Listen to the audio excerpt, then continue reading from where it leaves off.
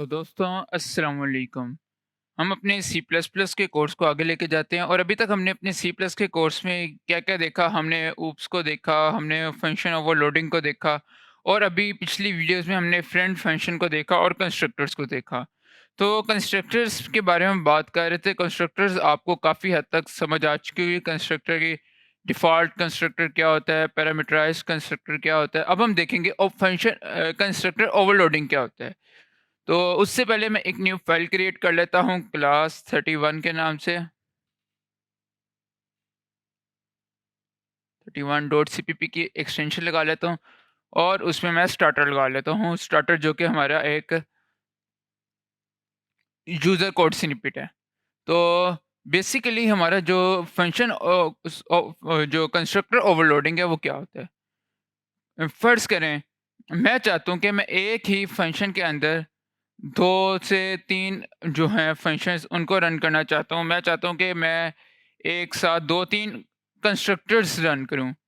तो क्या ये ऐसा पॉसिबल है कि मैं एक साथ 2 या 3 या 4 कंस्ट्रक्टर एक ही क्लास के रन कर सकूँ? चूँकि हम क्लास क्रिएट करते हैं तो उस क्लास का तो एक ही नाम है। जब क्लास का एक नाम है तो फिर कंस्ट्रक्टर भी हमने क्लास के नाम से क्रिएट करना है।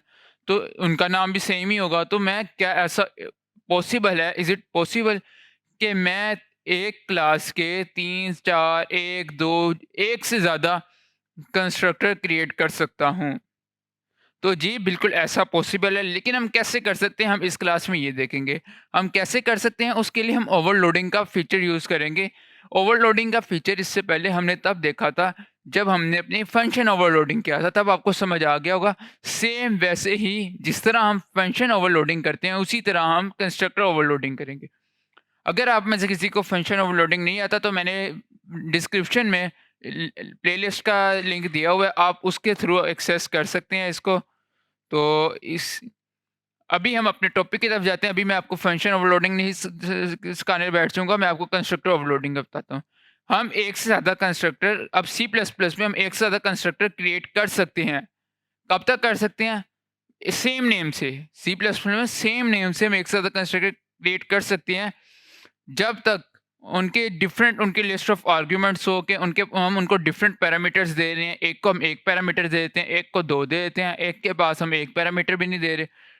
जब तक उनके पैरामीटर्स डिफरेंट होंगे, डिफरेंट लिस्ट ऑफ पैरामीटर्स होंगे, डिफरेंट आर्ग्यूमेंट्स होंगे, तब तक हम उनको सेम नेम से पैरामीटर्स क्रिएट कर सकते हैं। और जो हम सेम नेम से डिफरेंट इस कॉन्सेप्ट जो है, इस सारे कॉन्सेप्ट को हम कंस्ट्रक्टर ओवरलोडिंग कहते हैं। और ये बिल्कुल जो हमारा फंक्शन ओवरलोडिंग है उससे सिमिलर है। एक्स वर्ड 1 टू 1 सेम है ये, बस इसमें हम कंस्ट्रक्टर को ओवरलोड कर रहे होते हैं, उसमें हम फंक्शन को ओवरलोड कर रहे होते हैं। होता है हालाँकि हमारा कंस्ट्रक्टर भी एक फंक्शन ही होता है। अब जो जिन चीज़ों का आपने ध्यान रखना है वो कौन-कौन सी हैं? वो है कि जब आप कंस्ट्रक्टर को ओवरलोड कर रहे होंगे, तो तब आपने क्या करना है कि उन जो क्लास का नेम है वो ही नेम सेम नेम होगा कि जो हमारी क्लास का नेम है। ऑब्वियसली बात है, हमारे कंस्ट्रक्टर का नेम भी वही होगा। तो जो है बस डिफरेंट कहाँ पे आएगा, डिफरेंट आएगा कि नंबर और टाइप ऑफ आर्ग्यूमेंट्स में। एक में मैंने इंटीजर का आर्ग्यूमेंट दे रहा हूँ और दूसरे में फ्लोट का आर्ग्यूमेंट दे रहा हूँ। तो यस, मेरे फंक्शन कंस्ट्रक्टर इस तरह 2 कंस्ट्रक्टर क्रिएट कर सकता हूँ, लेकिन सेम नेम से, सेम आर्ग्यूमेंट डेटा टाइप से और सेम लिस्ट के 2 मैं पैरामीटर पास कर रहा हूँ। दोनों के पैरामीटर्स की डेटा टाइप इंटीजर है और सेम नेम है। ऐसे में एक से ज़्यादा कंस्ट्रक्टर नहीं क्रिएट कर सकता। कैसे कर सकता हूँ कि मैं डिफरेंट डाटा टाइप, या तो डाटा टाइप डिफरेंट हो जाए या नंबर ऑफ पैरामीटर्स डिफरेंट हो जाए, और तो फिर मैं सेम नेम से पैरामीटर्स क्रिएट कर सकता हूँ। अब हम एक छोटा-सा प्रोग्राम रन करते हैं, क्रिएट करते हैं, जिससे हमें इसकी ज़्यादा अच्छी तरह समझ आएगी। तो मैं एक क्लास क्रिएट करता हूँ यहाँ पे। मैं लिखता हूँ क्लास और क्लास को मैं नाम दे देता हूँ नम, और यहाँ कंस्ट्रक्टर के लिए मैं यहाँ पे देता हूँ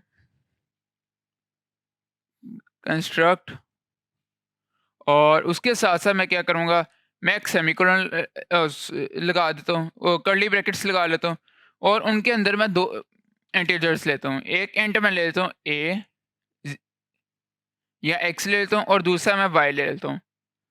तो फिर मैं पब्लिक में जाता हूँ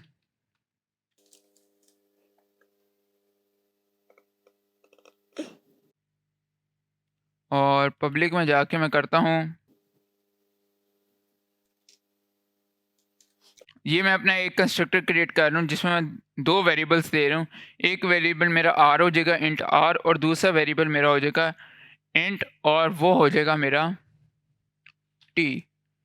तो ये मैंने एक कंस्ट्रक्टर क्रिएट कर लिया, और इस कंस्ट्रक्टर के अंदर मैं क्या करूँगा, इस कंस्ट्रक्टर के अंदर मैं अपनी वैल्यूज़ को इनिशियलाइज़ करूँगा। लाइक मैं कहता हूँ x इज़ इक्वल टू जो है r हो जाए, and y is equal to t हो जाए।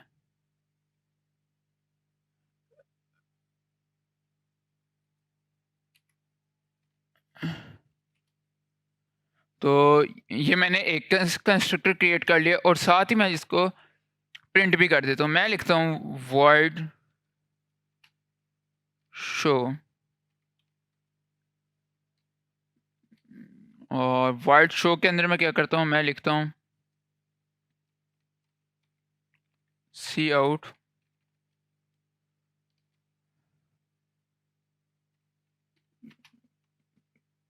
जो एंटर। आपने क्या एंटर किया है,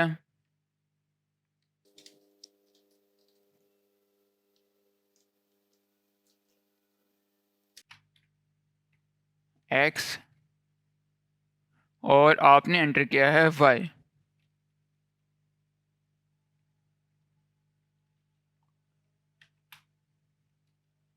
साथ ही मैं इस पे एंडर लगा लेता हूँ, सेमी कॉलन।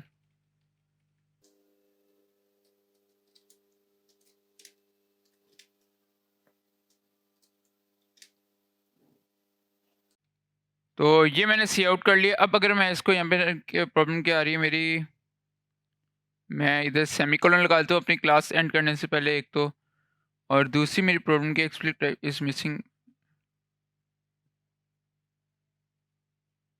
सॉरी मैं इसको नम कर दिया था, मैं इसको कंस्ट्रक्ट करता हूँ।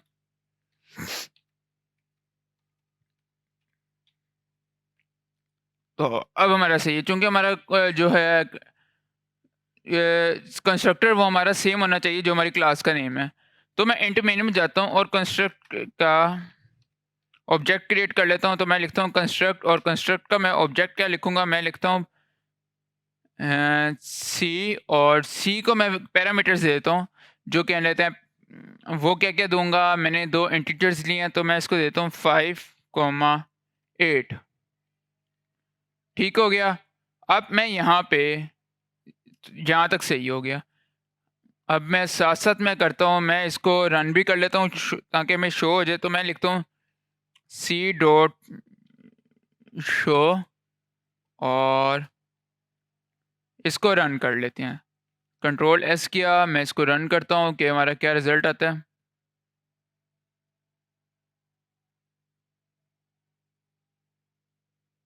तो देखिए हमारे ये वाला कंस्ट्रक्टर रन हो गया। अब क्या हो कि मैं एक और कंस्ट्रक्टर क्रिएट करता हूँ, और उस कंस्ट्रक्टर में मैं एक पैरामीटर देता हूँ। मैं लिखता हूँ कंस्ट्रक्ट,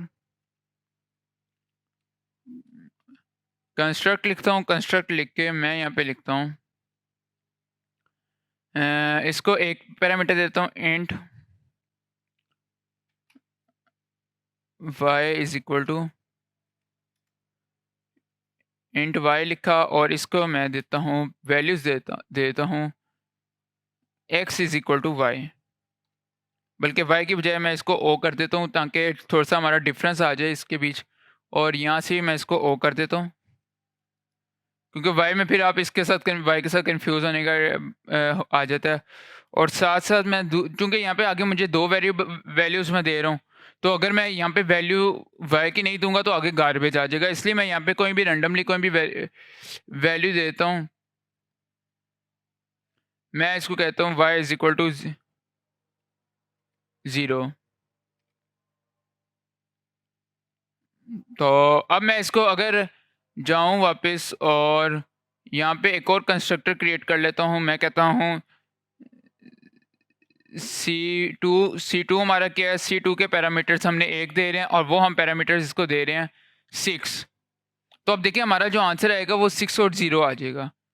मैं इसको सेव करता हूँ। सेव करने के से पहले मैं यहाँ पे इसको C2 डॉट शो कर लेता हूँ। और सेमीकोलन लगा के मैं सेव करूँगा तो मेरा आंसर आ जाएगा। देखिए अब एक 5 एंड 8 आ रहा है, पहला कंस्ट्रक्टर रन हो रहा है और फिर जिस जिस कंस्ट्रक्टर में मैंने एक पैरामीटर दिया है वो वाला रन हो रहा है। कि आप जब तक हमारा पैरामीटर्स डिफरेंट है, कि लाइक अगर मैं इसी को एक दफ़ा फिर लिख दूँ तो ये मुझे एरर दे देगा। मैं इसको एक दफ़ा फिर लेता हूँ। ओवरलोडिंग हमारी तब तक हो सकती है जब तक हमारे आर्ग्यूमेंट्स या तो आर्ग्यूमेंट्स पैरामीटर्स डिफरेंट होने चाहिए, या नंबर ऑफ पैरामीटर्स डिफरेंट हो, या फिर हमारे डेटा टाइप डिफरेंट हो। अब देखिए अगर मैं इसको सेम को यहाँ पे लिखूँ, तो सेम जैसी मैं सेम रखूँगा। बेशक अब मैं इनकी ये वैल्यूज़ भी चेंज कर दूँ कि मैं आर की जगह पे यहाँ पे कर देता हूँ जे कर दूँ और यहाँ पे मैं इसको के कर दूँ। लेकिन मेरा ये रन नहीं होगा क्योंकि मेरे अब यहाँ पे जो 2 सेम कंस्ट्रक्टर क्रिएट हो गए हैं, 2 सेम पैरामीटर्स आ गए हैं। तो जे और इसके साथ मैं के कर देता हूँ। और इसके साथ-साथ मैं यहाँ पे एक नया करता हूँ C3 डॉट और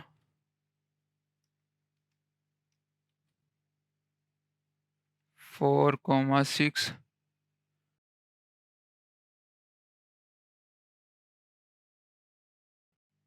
3 डॉट शो मैं करता हूँ और इसको मैं रन करता हूँ।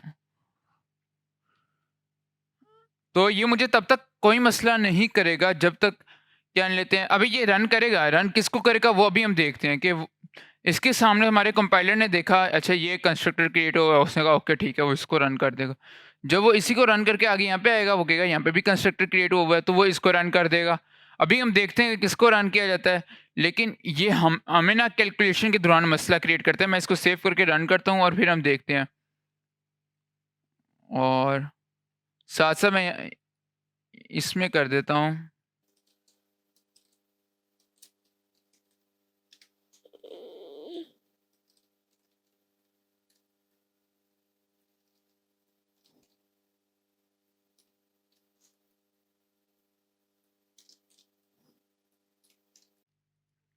सेव करता हूँ। सेव करके मैं इसको रन करता हूँ। तो देखिए यहाँ पे मुझे ना उसने वो दे दिया, एरर दे दिया। उसने एरर के दिए, हम एरर देख लेते हैं। उसने कहा construct dot int int can not be overloaded with construct dot int int. के दो सेम जो हैं, दो कंस्ट्रक्टर जिनके number of arguments, number of parameters same है और डाटा टाइप सेम है, वो रीडिक्लेयर नहीं हो सकते, वो ओवरलोड नहीं हो सकते। उसके लिए मुझे इनमें से एक को ख़त्म करना पड़ेगा। जब मैं इनमें से एक को रिमूव करूँगा फिर वो मेरा रन होगा। तो मैं अब इसको यहाँ पे रिमूव करता हूँ। रिमूव करके अब मैं सेव करूँगा तो अब मेरा ये रन हो जाएगा। देखिए अब ये मेरा रन हो गया। पैरामीटर्स डिफरेंट गए हैं लेकिन मेरा रन हो गया। तो हेलो 1, हेलो 2, हेलो 1 भी मेरा रन हो गया। और हेलो 1, हेलो 2 पहले क्यों रन हुआ है, उसकी एक रीज़न है कि पहले इसने यहाँ से शुरू किया, यहाँ पे आया तो हेलो 1 रन कर दिया, फिर यहाँ पे आया तो हेलो 2 रन कर दिया, और फिर उसने जब इस तीसरे ऑब्जेक्ट को कॉल किया तो ये जब ये वाला पैरामीटर आया तो ये वापस इसने सबसे पहले वाले कंस्ट्रक्टर इस कंस्ट्रक्टर को रन किया तो यहाँ पे भी हेलो 1 आ गया। इससे आपको पता चल गया वो किस टाइम कौन सा कंस्ट्रक्टर रन हो रहा है। तो मैं तो ये हमारा कंस्ट्रक्टर था कि आप डिफरेंट पैरामीटर्स के साथ, different list of parameter, different data type के साथ आप कंस्ट्रक्टर को ओवरलोड कर सकते हैं, लेकिन सेम को नहीं आप कर सकते।